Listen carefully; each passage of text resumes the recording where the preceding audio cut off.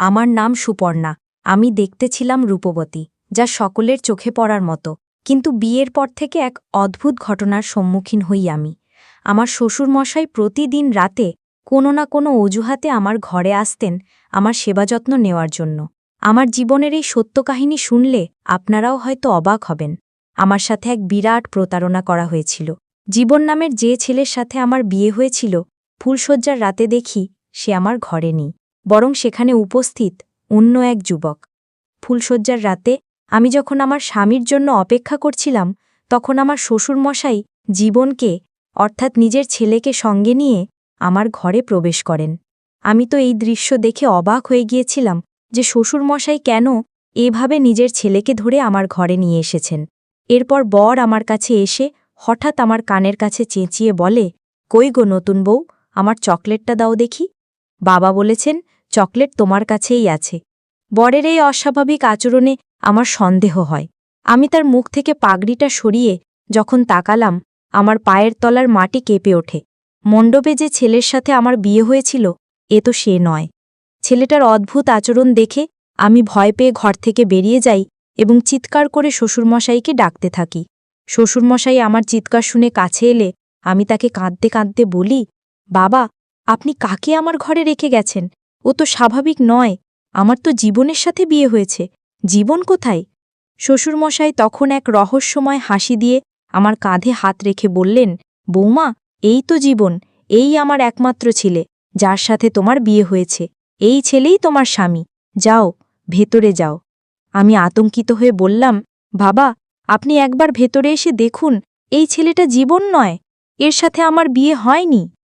কিন্তু আমার শ্বশুরমশাই আমার কোনো কথা না শুনে আমাকে জোর করে ঘরের ভেতর ঠেলে দিয়ে বাইরে থেকে দরজা বন্ধ করে দেন।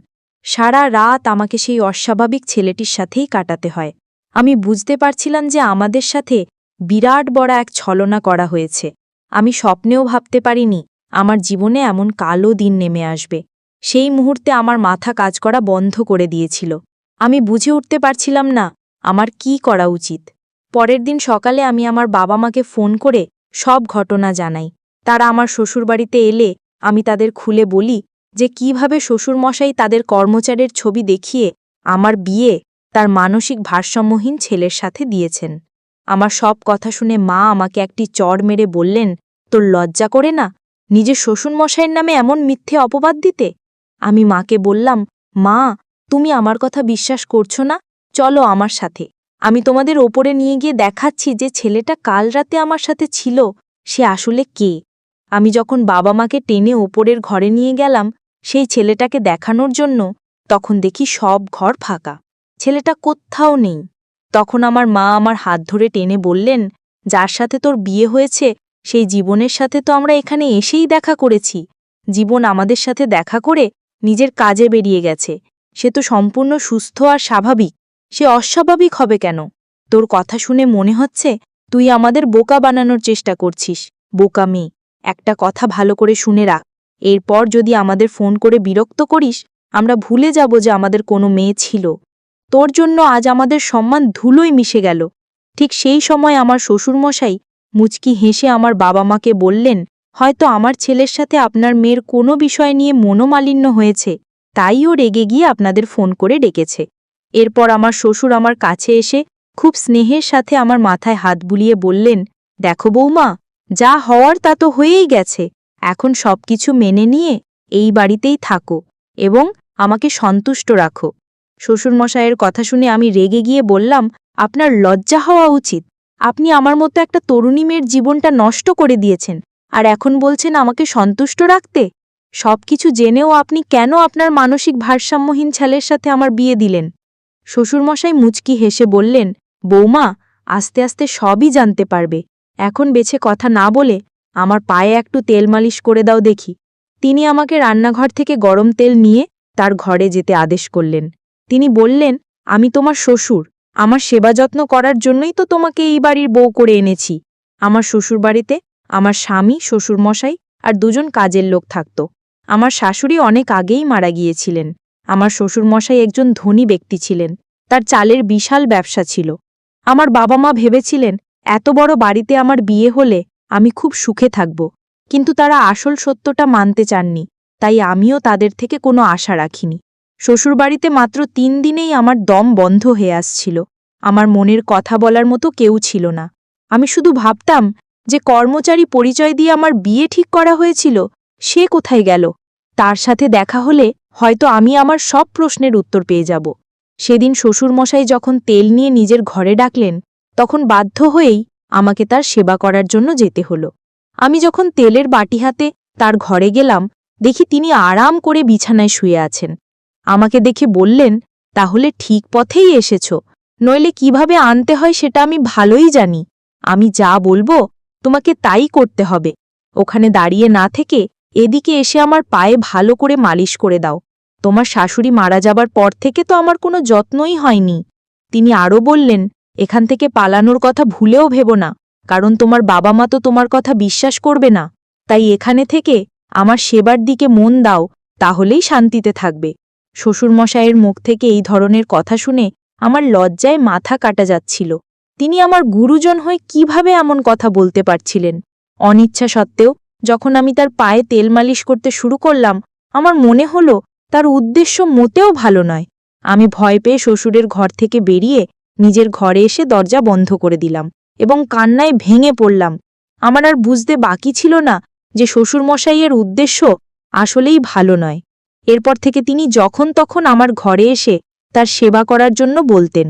একদিন সন্ধ্যায় আমি খুব মন খারাপ করে ছাদে একা বসেছিলাম। হঠাৎ আমার সামনে যে মানুষটি এসে দাঁড়ালো, তাকে দেখে আমি বিস্ময়ে হতভাগ হয়ে গেলাম।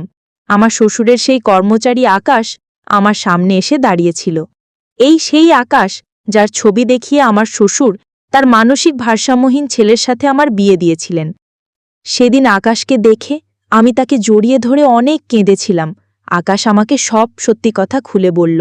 সে জানায় যে আমার শ্বশুরমশাই তার ওপর খারাপ নজর রেখেছিলেন। যেহেতু তিনি বয়স্ক, তাই সরাসরি আমাকে বিয়ে করতে পারতেন না। তাই আমাকে নিজের কাছে পাওয়ার জন্য তিনি আকাশের ছবি দেখিয়ে তার মানসিক ভারসাম্যহীন ছেলের সাথে আমার বিয়ে দেন। আমার প্রথম দিন থেকেই শ্বশুরমশাইকে নিয়ে সন্দেহ হচ্ছিল, কারণ তার তাকানোর ভঙ্গি আমার ভালো লাগত না। কিন্তু তিনি যে এতটা নিচে নামতে পারেন তা আমি কল্পনাও করতে পারিনি। আমি আর আকাশ যখন ছাদে লুকিয়ে কথা বলছিলাম, ঠিক তখনই আমার শ্বশুরমশাই আমাকে খুঁজতে খুঁজতে সেখানে এসে হাজির হলেন।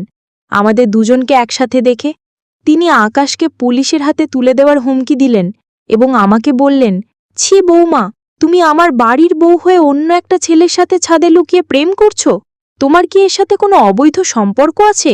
শ্বশুরমশাই সব কিছু জেনেও আমার ওপরে দোষ চাপানোর চেষ্টা করছিলেন। সেই সময় আকাশ আমার পক্ষ নিয়ে দাঁড়িয়ে এমন এক সত্য প্রকাশ করল যা শুনে আমার পায়ের তলার মাটি সরে গেল। আকাশ জানায় যে বিয়ের মণ্ডপে আসলে আমার বিয়ে রোহনের সাথে হয়নি, হয়েছিল তার নিজের সাথেই। কারণ রোহন মানসিক ভারসাম্যহীন হওয়ায় সে বিয়ের নিয়মকানুন কিছুই বুঝত না। তাকে মণ্ডপে বসালে সত্যিটা সবার সামনে চলে আসত এবং বিয়েটা ভেঙে যেত। তাই শ্বশুরমশাই চালাকি করে তার কর্মচারী আকাশকেই বরের আসনে বসিয়ে আমার সাথে বিয়ে দিয়েছিলেন। বিয়ে হয়ে যাওয়ার পর মুখ বন্ধ রাখার জন্য শ্বশুরমশাই আকাশকে ৫ লক্ষ টাকা দিয়েছিলেন। আকাশ খুব গরিব ঘরের ছেলে হওয়ায় পরিবারের কথা ভেবে টাকাটা নিয়ে নিয়েছিল। কিন্তু পরে সে নিজের ভুল বুঝতে পারে যে টাকার জন্য সে আমার জীবনটা নষ্ট করেছে। তাই সে অনুতপ্ত হয়ে আমাকে সব সত্যি কথা বলতে এসেছিল। শ্বশুরমশাই এই পুরো পরিকল্পনাটি করেছিলেন শুধুমাত্র তার নিজের নোংরা উদ্দেশ্য পূরণ করার জন্য। তার ছেলে যেহেতু মানসিক ভারসাম্যহীন ছিল, সেই সুযোগকে কাজে লাগিয়ে তিনি আমাকে বাড়ির বউ করে এনেছিলেন, যাতে তিনি তার খারাপ ইচ্ছাগুলো পূরণ করতে পারেন। সব সত্যি জানার পর আমি শ্বশুরের সামনেই আকাশকে বললাম, সবার সামনে আগুনের সাক্ষী রেখে যখন তোমার সাথেই আমার বিয়ে হয়েছে, তাহলে তুমি কি আমাকে স্ত্রীর মর্যাদা দেবে? তুমি কি আমাকে তোমার বাড়ি নিয়ে যাবে? তখন আকাশ আমার সামনে হাত জোড় করে বলল, ম্যাডাম, আমি খুব গরিব মানুষ, আপনি কি আমার মতো গরিবের সাথে সারা জীবন কাটাতে পারবেন? আমি আকাশকে বললাম, গরিব হলেও তুমি একজন সৎ মানুষ। তুমি আমার কষ্টটা বুঝতে পেরে আমাকে সাহায্য করতে এসেছ। এটাই তোমার সততার সবচেয়ে বড় প্রমাণ। আমার টাকা পয়সার কোনো লোভ নেই। আমি তোমার সততাকেই নিজের স্বামী হিসেবে গ্রহণ করলাম। আমাদের কথা শুনে শ্বশুরমশাই আকাশের সামনেই আমার হাতটা শক্ত করে ধরে বললেন, এই মেয়ে, তোর কি মাথা খারাপ হয়ে গেছে? আমার এত বড় বাড়ি ছেলে তুই এই কাজের লোকটার সাথে থাকতে চাইছিস? বেশি বাড়াবাড়ি করলে আমি পুলিশ ডাকব, আর তোর বাবা মাকেও ডাকব। সেই মুহূর্তে আমি শ্বশুরমশাইয়ের হাত ছাড়িয়ে নিয়ে আকাশের হাত ধরে বললাম, আপনার যাকে খুশি ডাকুন। আমার বাবা মা যখন আমার কথা বিশ্বাস না করে আমাকে একা ফেলে গেছেন, তখন তাদের আশা বা না আশায় আমার কিছু যায় আসে না। আমার বিয়ে যার সাথে হয়েছে, আমি তার সাথেই আমার শ্বশুরবাড়ি যাব। আর আপনি যদি আমাদের বাধা দেওয়ার চেষ্টা করেন, তাহলে আমি আর আমার স্বামী মিলে আপনার নামে পুলিশে অভিযোগ জানাব। সেদিন আমার প্রাক্তন শ্বশুরমশাই আমাকে আটকানোর অনেক চেষ্টা করেছিলেন, কিন্তু আমি তার কোনো কথা শুনিনি। বরের সাথে চলে আসার আগে আমি তাকে বলেছিলাম, আপনি আমার সাথে যে প্রতারণা করেছেন আমি সেটা হয়তো সহ্য করে নিতাম, কিন্তু আপনি যে এতটা নিচু মানসিকতার মানুষ তা আমি ভাবতেও পারিনি। শুধুমাত্র নিজের ইচ্ছা পূরণের জন্য আপনি নিজের মানসিক ভারসাম্যহীন ছেলের জীবনকে ঢাল বানিয়ে আমাকে মিথ্যে অভিনয়ের মাধ্যমে এই বাড়িতে এনেছিলেন।